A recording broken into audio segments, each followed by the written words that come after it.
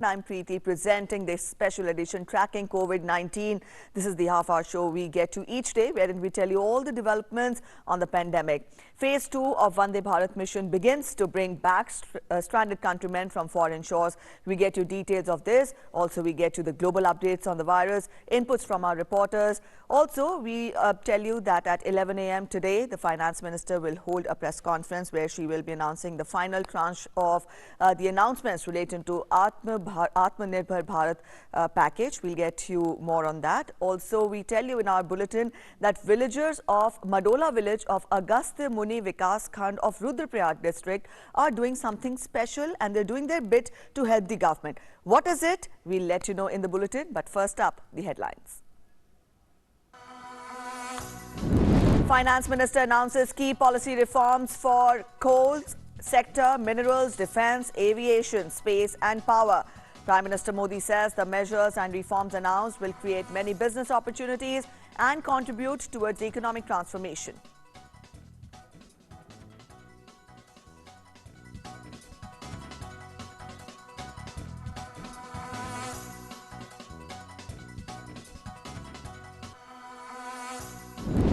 Government to allow commercial mining in coal sector. Nearly 50 blocks to be offered for private sector mining immediately. Structural reforms announced to enhance private investment in mineral sector. Tariff policy reforms for power distribution sector.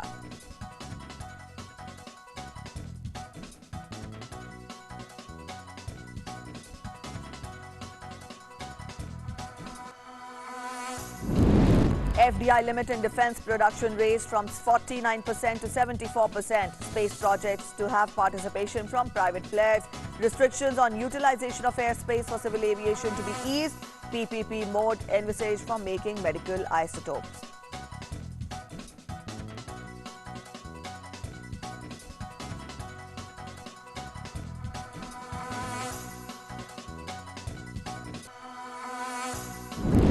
Railways Minister Piyush Goyal announces readiness of the Indian Railways to run Shramik special trains to any district in the country. More than 15 lakh passengers taken home in 1,150 Shramik special trains so far under Mission Back Home. Railways transporting over 2 lakh people every day now.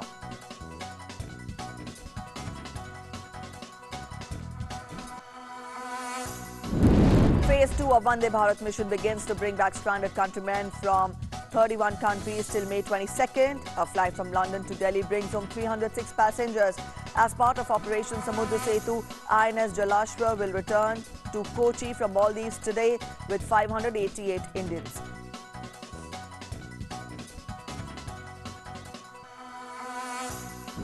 NDMA develops a national migrant information system to facilitate seamless movement of migrants across the states by ensuring better coordination, movement monitoring and contact tracing.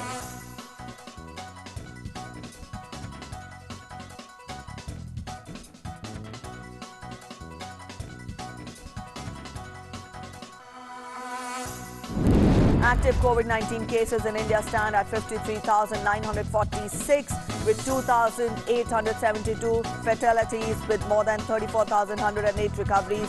The total recovery rate is over 37.5%.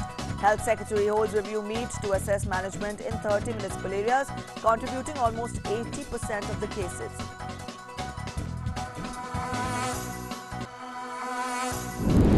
And cases across the world rise to over 46 lakh and 3,11,000 fatalities. Almost 17 lakh patients recover globally. Spain plans last emergency extension. Nepal registers its first death due to novel coronavirus. All right, those are the top stories we're tracking this hour. First, we'll get you the developments in India in our segment Ground Zero.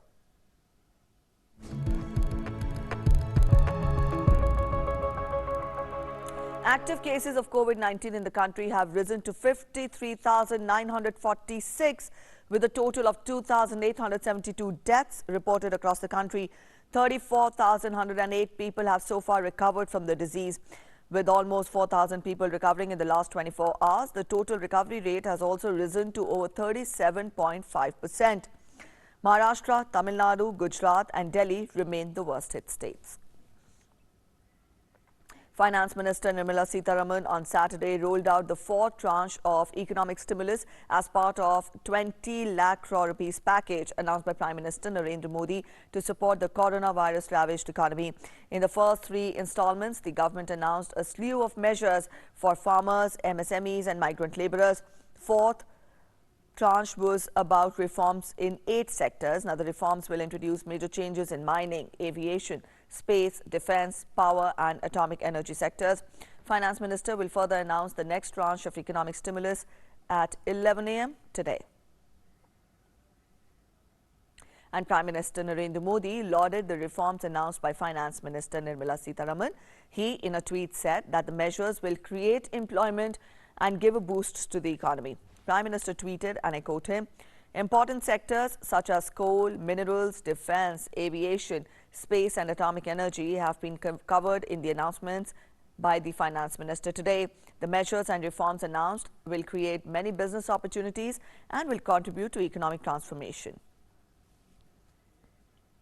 And out of the 8 sectors, major reforms are being introduced in coal and mining sector. Commercial mining in coal sector has been permitted. This will increase self-reliance in the sector. Private sector participation in coal sector through revenue sharing mechanism. Also, the entry norms will be liberalized. This will create diversified opportunities in the coal sector. Also, coal-based mining to be allowed. It's coal-based mining extraction to be allowed on commercial basis, ending the government's monopoly in this sector. 50,000 crore rupees has been allocated to create diversified opportunities, including enhancing evacuation infrastructure.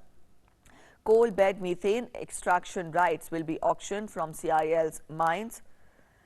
To enhance investment in the minerals sector, 500 mining blocks will be offered through open and transparent auction process.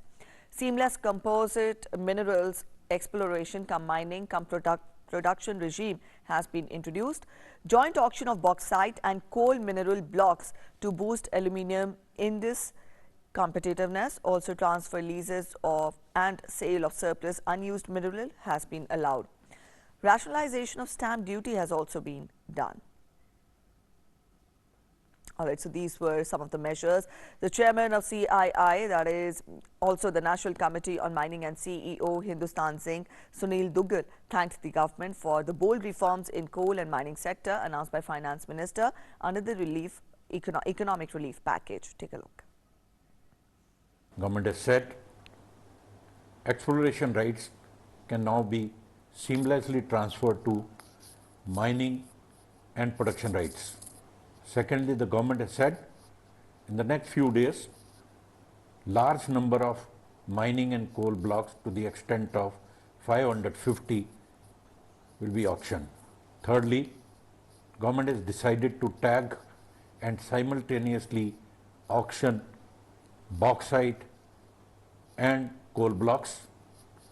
Government will have to give the rights of coal auction to the state government for this, but this will definitely provide the energy security to aluminium producers at competitive rates and bring them at par with the global cost curve. Talking of big ticket reforms in the aviation sector that will spur growth, the focus is on efficient airspace management for civil aviation, which will lead to an expected reduction of flying costs to the tune of 100 crore rupees. Also, bidding for 6 new airports under the PPP model has been opened. This is out of the total 12 new airports in the pipeline. India to be made a global aircraft maintenance, repair and overhaul hub. For this, a tax regime for maintenance, repair and overhaul ecosystem has been rationalized. Convergence of defence and civil sector MRO has also been envisaged. Also, the space sector has been seen steps which are being taken to boost private participation. Now, the first such step is to create a level playing field for private sector in space activities. For this, the private players will be allowed to use ISRO's facilities. Areas like planetary exploration, outer space travel have also been opened to the private sector. And space scientist Meliswami Anadurai welcomed the decision and thanked the government for such an initiative. He added that this step will help in contributing to the economic transformation. I think it's a really a welcome move. The finance minister's announcement of declaring open the private industry for the Indian space program. Uh, so while doing their job for the India's effort of launch vehicles or the satellites, this also will provide an opportunity for them to compete globally. India being known for the very cost-effective and reliable satellite and launch vehicle systems. So definitely we can globally we can compete and get good amount of commercial market in the space arena. So in long that means it provides a good amount of opportunity, a large employment opportunity, the youngsters in the high tech area. And that way in the 2020 this move of declaring open for the private industry is a really welcome move and definitely to help long way for the Indian youngsters. And ISRO's Professor Raghavendra Navalgund has said that the structural reforms announced by the Finance Minister for Indian space sector will encourage various startup groups which are passionate to develop indigenous space instruments. I welcome the important announcements, policy initiatives announced by the Finance Minister related to the space sector. There are a large number of institutions, individuals with passion for space-related activities in the country. There are also many startup activities, startup groups, which have started working on the space-related activities. They can definitely contribute to the overall growth of building of space instruments, satellites, as well as many services which are required on the ground using space data. The package has also envisaged reforms for defense sector. Significant steps have been announced to boost defense production. FDI limit in defense manufacturing under automatic route has been raised from 49% to 74%. Steps to improve autonomy, accountability and efficiency in ordnance supplies have also been announced that include corporatization of Ordnance Factory Board. And various personalities from the industry reacted positively to the new reforms in the defense sector. Let's listen in. Finance Minister announced revised FDI percent from 49 to 74. This will invite all high-end technology manufacturing for aerospace and defense company to come to India and manufacturing in India under the Make in India project. This will also help to reduce the dependency on any foreign companies for India and also create the job opportunity. The announcement related to notifying a list of weapons and platforms which will not be allowed for imports will greatly help in indigenization of the Indian defense productions. This, along with earlier announcement related to disallowing global tender up to rupees 200 crore in government procurement, will greatly push the Make in India story as well as give impetus to MSMEs working in the value chain of defense industry. The announcements made by the Honorable Finance Minister are a welcome step. They are leading India towards the Make in India initiative, and I believe that as we get further details, we would be comprehensively able to comment on the impact.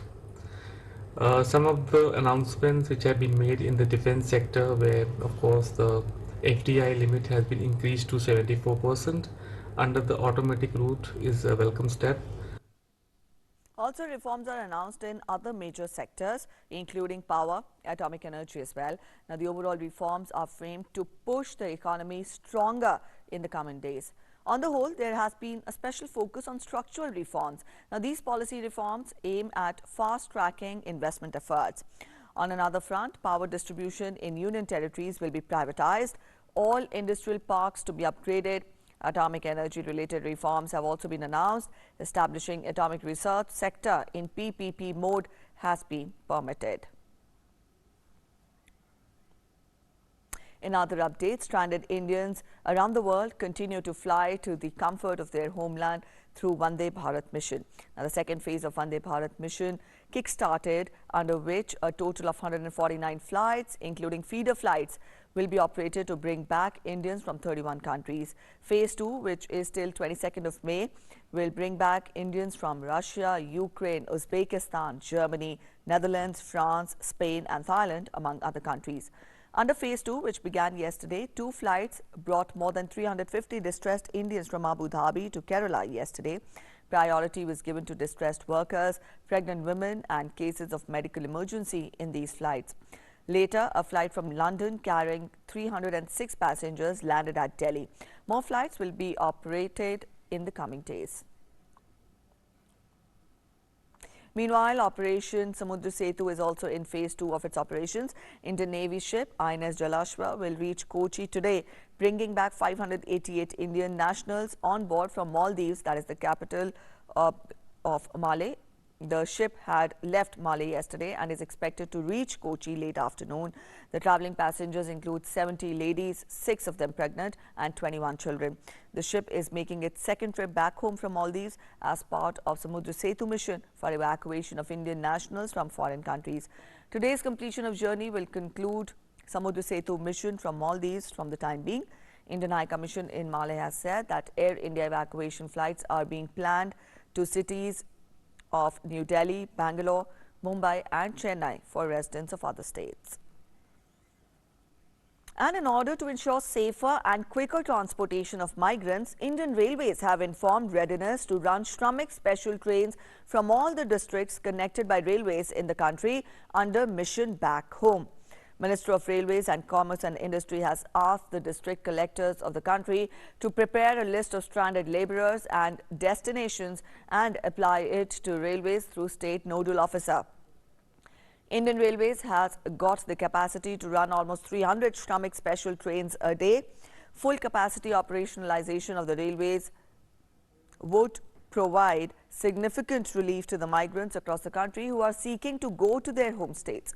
As of today, more than 1.5 lakh migrants have already been transported by the railways to their home states, and almost 1,150 Shramik special trains have been operationalized under Mission Back Home. And Ministry of Home Affairs has urged states and union territories to ensure that migrant workers travel to their native places through buses and Shramik special trains.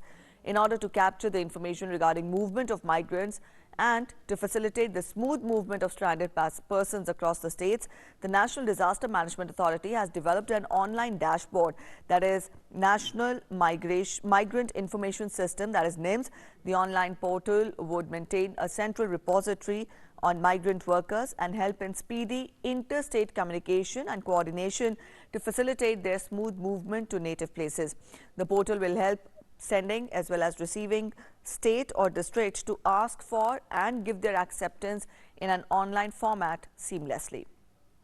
And up next, we get you some good news every day which inspire hope and positivity in tackling the coronavirus outbreak.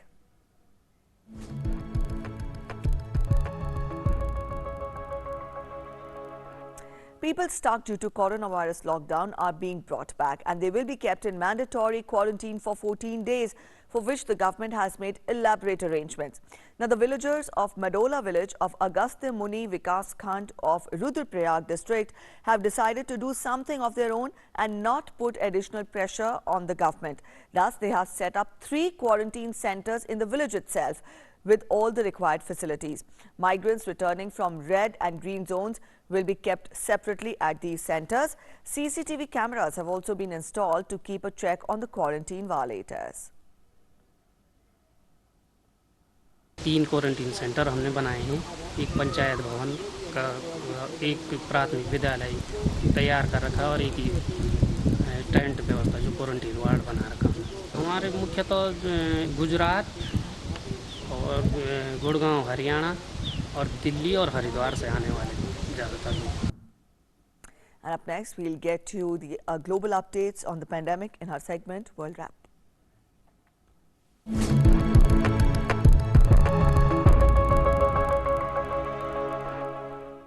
COVID-19 cases continue to be on the rising graph worldwide, with over 46.29 lakh confirmed cases and over 3.11 lakh deaths.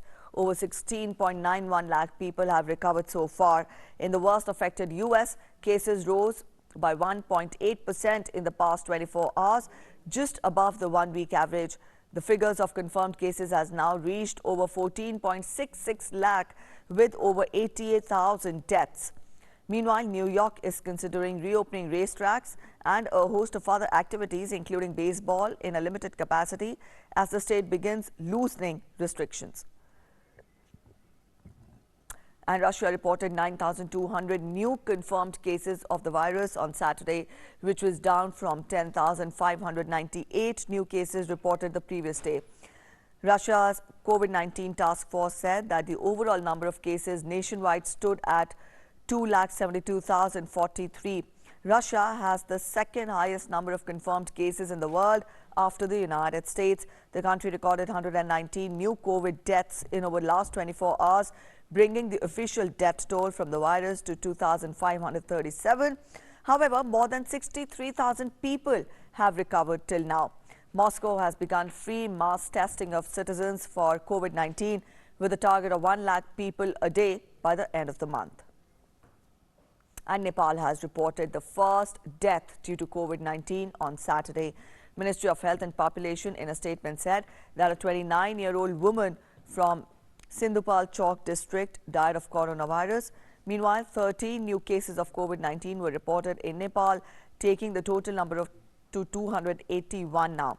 Condition of all the new patients is reported to be normal. There are 244 active cases in Nepal, while 36 patients have recovered so far.